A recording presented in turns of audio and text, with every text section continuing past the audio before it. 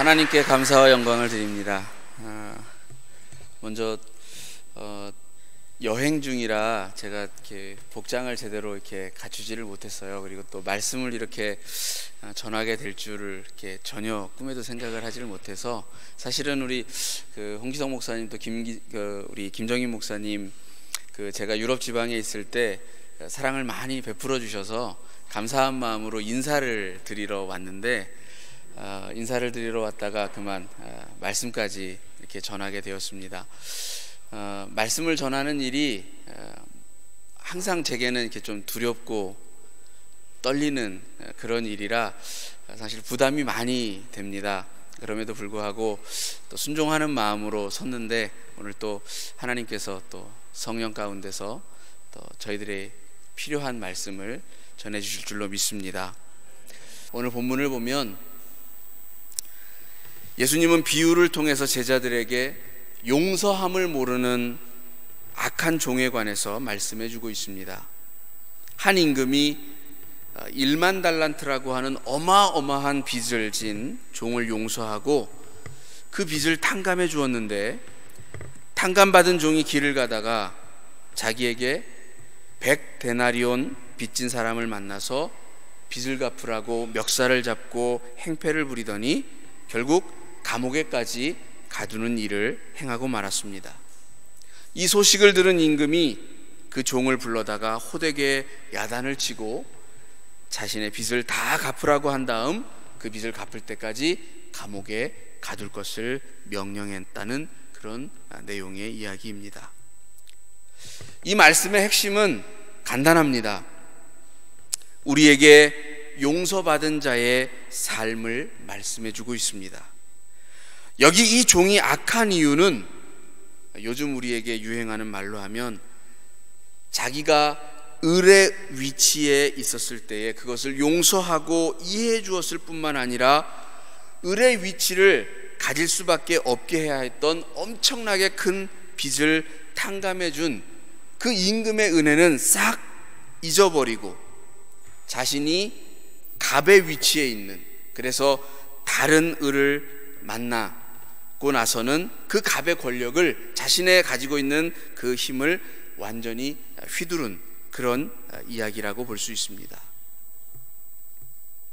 갑을 관계 잘 아시죠? 요즘에 많이 회자가 되어지고 있는 이야기.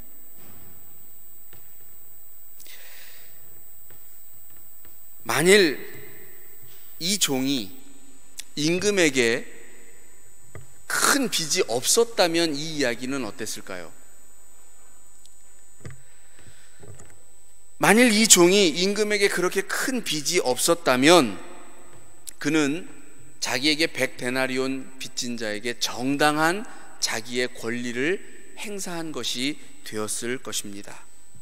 요즘도 빚을 진 사람이 그것을 제때에 갚지 않으면 이제 법적으로 고소를 한다거나 그렇게 해서 재산을 압류한다거나, 그래도 갚지 않으면 그 사람의 신체를 구속하기도 합니다.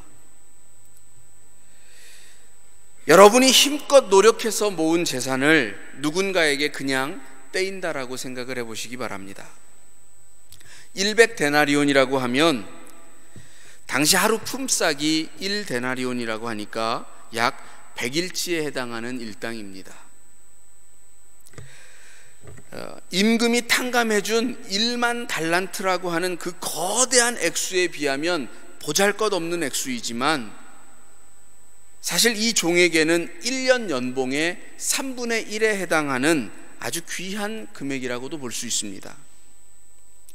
당장 여러분에게 제가 여러분 연봉의 3분의 1을 저에게 주시고 그거 떼었다고 생각하고 잊어버리십시오, 이렇게 이야기한다면 여러분들은 제가 용서가 되겠습니까?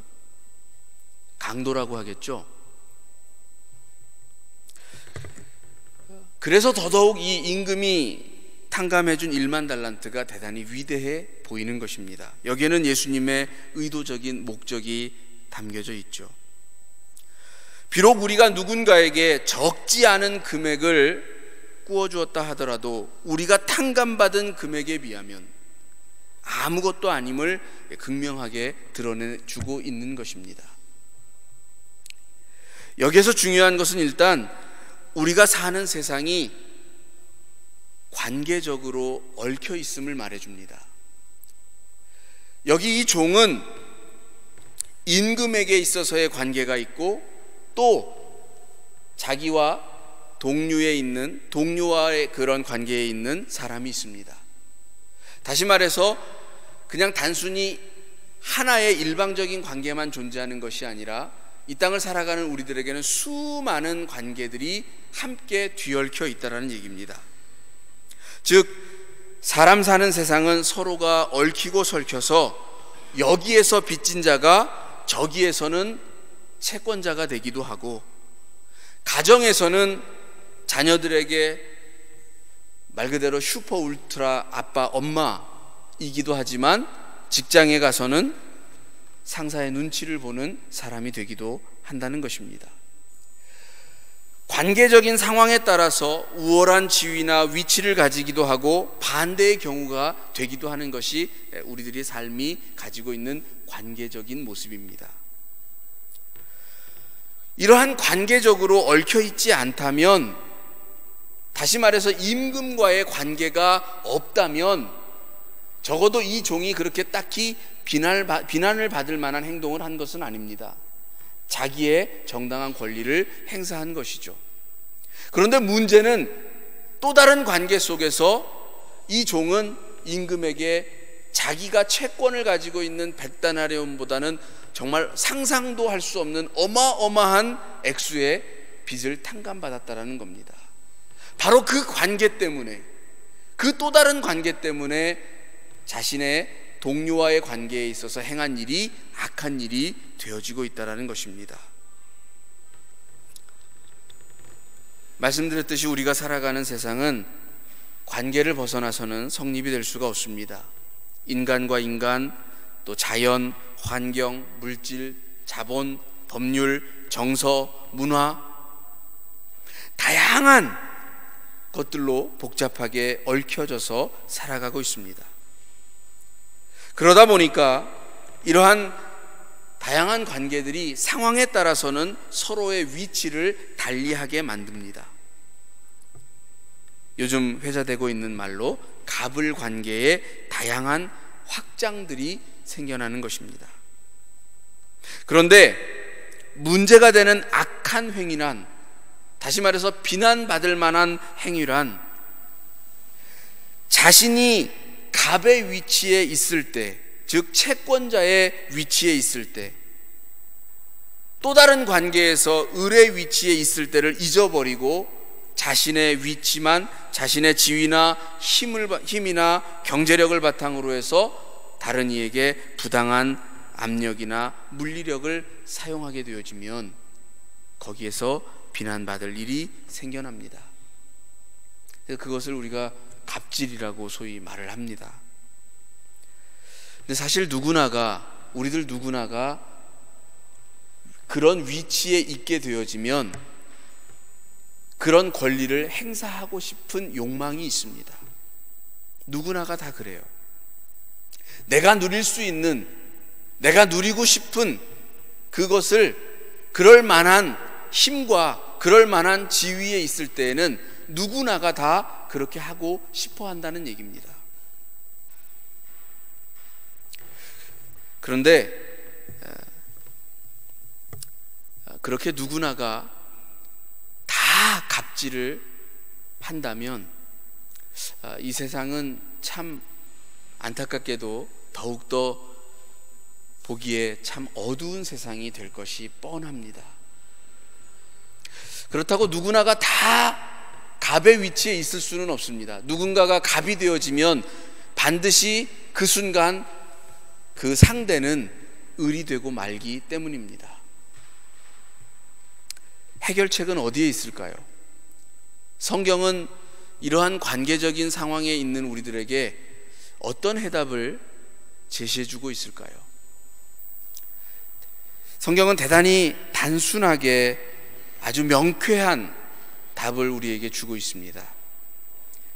갈라디아서 5장에서 바울을 통해서 이렇게 얘기합니다. 그리스도께서 우리에게 자유를 주셨으니 다시는 종의 멍에를 매지 말라. 이렇게 말하고 난 후에 그 자유로 육체의 기회를 삼지 말고 오직 사랑으로 서로 종노릇하라. 다시는 종의 멍에를 매지 말라라고 해놓고는 서로 종노릇하라 이렇게 얘기합니다. 대단히 이율배반적인 말씀이죠. 다시는 종노릇하지, 다시는 종의 멍에를 매지 말라. 그리고는 서로 종노릇하라 이렇게 이야기합니다. 근데 이게 대단히 아주 당연한 말씀입니다. 저와 여러분은 모두가 하나님이 주신 생명의 평등한 가치를 가지고 있습니다. 모두가 다 자유자입니다. 어느 누구도 사람이 사람을 구속하거나 억압할 수가 없습니다. 때문에 우리가 만일 타인에 대하여서 타인의 자유를 억압하는 행위를 한다면 그 모든 행위들은 다 악하다라고 말할 수 있습니다. 그런데 모두가 다 자신의 자유만 주장한다면, 모두가 다 자신의 갑의 위치만 주장한다면 그것은 필연적으로 충돌할 수밖에 없습니다. 싸울 수밖에 없습니다. 부딪힐 수밖에 없습니다. 자기의 유익만을 주장하기 때문에 그렇습니다. 그렇게 되면 어쩔 수 없이 부딪히고 깨지고 멍들고 상처나는 일들이 끊임없이 생겨날 수밖에 없게 되는 것이죠. 그러면 그 공동체는 유지될 수 없습니다. 어떻게 매일 싸우고 매일 부딪히고 매일 서로에게 상처를 주는 공동체가 온전하다고 할 수 있으며 그것이 어떻게 유지가 될 수 있겠습니까? 안 되죠. 나의 자유와 타인의 자유는 서로의 이해관계 안에서 충돌하게 되어집니다. 이러한 충돌을 방지하거나 혹은 또 조정하기 위한 목적에서 사회적으로 합의, 즉 법률이 만들어집니다. 성경에서도 애굽을 탈출한 이스라엘 백성들이 공동체적인 질서를 유지하기 위해서 법률이 하나님으로부터 만들어져서 그들에게 주어지죠. 시내산에서 모세에게 율법이 주어집니다. 그런데 그럼에도 불구하고 율법으로서는 한계가 있다는 것입니다. 때로는 법과 법이 충돌하기도 합니다. 그래서 형법에서는 유죄가 되는데 민법에서는 무죄가 되기도 하고, 또 민법에서는 저촉이 되는데 상법에서는 아무 문제가 안 되기도 하고, 더 큰 문제는 법 위에 군림하는 사람들이 있어서 법을 자기 입맛대로 좌지우지하는 경우도 생기고, 때로는 법을 너무 잘 아는 사람들이 그 법을 아주 교묘하게 이용해서 도덕적으로 윤리적으로는 비난받아 마땅한데도 불구하고 법적으로는 아무 문제가 없어서 그냥 세상을 살아가는 모습을 보게 되는 것입니다. 이처럼 법은 한계가 있습니다. 법으로는 우리의 공동체적인 질서를 온전하게 이룰 수가 없다는 것이죠. 그래서 예수님은 율법을 폐하라고 하십니다. 그러면서 또한 율법을 완성하라고도 하십니다. 우리에게 주어진 자유를 자신만의 자유로 무한히 확장하고자 그렇게 할 때에는 이처럼 이 법도 이용하기 나름인 욕심의 도구로 전락해 버리기 때문에 예수님은 그 법을 폐하라고 하셨던 것입니다. 바울은 이 말씀을 갈라디아서 6장에서 예수님이 말씀하신 율법을 완성하라는 이야기를 이렇게 풀이합니다. 너희가 서로 짐을 짐으로써 그리스도의 법을 성취하라. 여기서도 대단히 중요하게 언급되어지고 있는 한 부분이 바로 서로입니다. 서로. 어느 한 사람만이 짐을 지는 것이 아니라 어느 한 사람만이 법을 지켜야 한다라고 강요받는 것이 아니라 법 위에 군림하면서 가난하고 힘없고 어렵게 살아가는 백성들에게는 법을 강요하면서 자신은 법 위에 있어서 그 법을 전혀 지키지 않는 그런 세상을 말하는 것이 아니라 모두에게, 서로에게 짐을 지는 그런 세상을 요구하시는 것입니다. 어느 한 사람만 법을 지거나 또 자유를 누리는 것이 아니라 또 반대로 서로가 다 짐을 안 지겠다라고 다투는 것이 아니라 서로 지라는 것입니다. 우리들이 이루고 살아가야 하는 공동체와 사회와 국가 안에는 정말 감당해야 할 많은 책임과 짐들이 있습니다. 여러분들이 이 아름다운 교회를 세워나가고 또 완성해 나가는 데에는 반드시 많은 짐들이 주어져 있을 줄로 믿습니다. 그런데 그것을 어느 한쪽이 일방적으로만 진다면 어떻게 되겠습니까? 전기 용어 중에 과부하라는 말이 있죠. 어느 한쪽에 그 전압이 너무 지나치게 감당할 수 없는 정도로 쏠리게 되어지면 그것이 마침내 터지고 말아서 전류가 끊기게 되어지고 그 전기는 사용할 수가 없게 되는 것입니다. 가정과 사회와 국가에서도 마찬가지입니다. 어느 한 사람, 어느 한 계층에게만 이 짐을 지우게 되어지면 반드시 거기에는 과부하가 발생합니다. 그러면 시스템이 망가지게 됩니다. 전체가 다 망가지게 되는 거예요. 교회도 마찬가지입니다. 서로 종노릇하고 서로가 짐을 져야 합니다. 그렇게 할 때에 반드시 용서와 사랑과 이해의 마음을 품고 하시기 바랍니다. 바울도 우리에게 오직 사랑으로 서로 종노릇하라고 말해주지 않고 있습니까? 그 마음이 없으면, 그런 마음이 없으면, 사랑과 용서와 이해의 마음이 없으면 짐을 지면서도 불평이 생겨납니다. 짐을 지면서도 왜 나만 이래야 해? 라고 하는 불만이 생겨납니다. 남이 진 것은 내가 진 것에 비해서 대단히 작아 보입니다. 그래서 거기에는 그런 마음, 사랑하는 마음이 없이는 결코 그런 마음이 생기지 않는다는 얘기죠. 부부싸움을 할 때 가만히 이렇게 들여다보면 서로가 자기만 이해해달라고 합니다.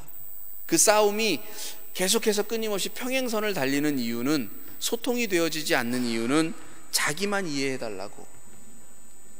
나는 이렇게 힘들다, 나만 힘든 것 같은데 왜 나를 이해하지 못하느냐라고 하는 자기 이해만 요구하기 때문에 그런 평행선이 생겨나는 것입니다. 자기만을 향하는 그런 이해를 해달라고 하는 것은 나중에는 결국 자기 합리화로 발전하게 되어집니다. 뭔가를 잘못해도 자기 자신에게는 용서가 됩니다. 자기 자신에게만은 너그러워집니다. 남에 대해서는 그런 마음이 사실은 많이 작아지게 되어지는 거죠. 우리에게 있어서 이러한 일들이 계속해서 되어지면 스스로를 합리화하는 일은, 다시 말해서 자기 스스로만을 이해하는 일만 가능하고 남을 이해하는 마음이 약해지기 시작하면 우리가 가정에서, 교회에서 또 마주하고 있는 이웃과의 삶에서 온전한 소통을 기대하기가 대단히 어렵습니다. 그래서 이해하는 마음은 반드시 자기를 향해 있는 것이 아니라 내가 마주하고 있는 상대를 향해 있어야 한다는 것입니다. 여러분들이 마주하고 있는 그 상대를 향해서 이해의 마음이 있어야 하고 사랑의 마음이 있어야 합니다. 자기를 향해 있으면 늘 자기 합리화밖에는 생겨나지 않습니다. 우리가 이처럼 서로가 종노릇하고 서로가 짐을 지는 삶을 살아야 하는 근본적인 이유는 예수님이 오늘 이 비유에서 의도적으로 드러내셨던 것처럼 우리가 본질적으로 빚진 자이기 때문입니다. 사순절 기간을 맞이하고 있습니다. 예수님께서 자기 몸을 들이셨습니다. 자기의 온 생애를 다 들이셨습니다. 심지어 육체의 물과 피까지 다 쏟으셨습니다. 자신의 그러한 삶과 구체적인 행위를 통하여서 우리들이 살아야 할 삶의 모습을 보여주셨고, 그것이 하나님의 나라를 어떻게 세워가는지를 아주 뚜렷하게 나타내 보이신 그러한 내용이라고 할 수 있습니다. 제가 오늘 설교의 제목에 서로가 서로에게 하고 그 뒷말은 넣지 않았습니다. 그 뒷말은 이제 여러분들이 써가야 할 것입니다. 여러분들의 가정을 온전히 세워가기 위해서, 여러분의 교회를 온전히 세워가기 위해서, 여러분이 살아가고 있는 이 땅을 온전히 세워가기 위해서 서로가 서로에게 무엇이 되자, 어떻게 하자, 무엇을 하자라고 하는 그러한 내용들은 예수님이 우리들에게 보여주셨던 십자가의 삶을 여러분들 스스로가 살아내는 것으로서 그 내용을 써가야 할 줄로 믿습니다. 그러할 때 이곳에 아름답게 세워져 가는 가정과 교회와 이 땅을 바라보게 되어질 줄을 믿습니다. 기도합니다.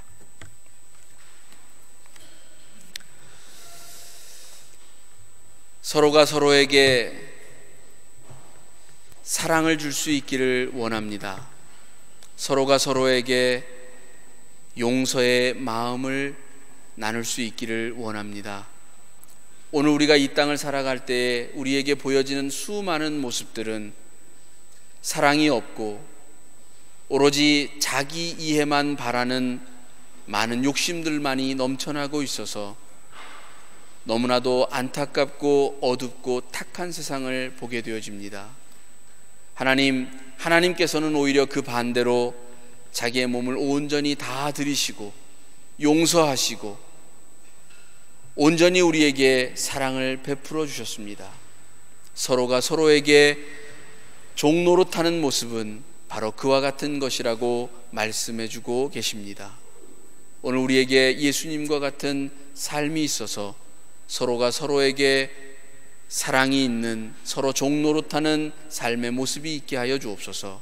그리하여 여기 이 세워진 교회로서 만족하는 것이 아니라 이 세워진 교회가 더욱더 하나님 보시기에 아름답고 선하며 우리가 궁극적으로 가야 할 하나님 나라의 온전한 예표가 되게 하여 주시옵소서. 여기 로마 연합교회의 많은 성도님들이 그러한 삶을 이루어가고 그러한 삶을 통하여서 자신만의 아름다운 하나님의 생명의 말씀들을 이루어가고 써내려가는 복된 자녀들이 되게 하시기를 간절히 기도하옵나이다. 예수님의 이름으로 기도드렸습니다. 아멘.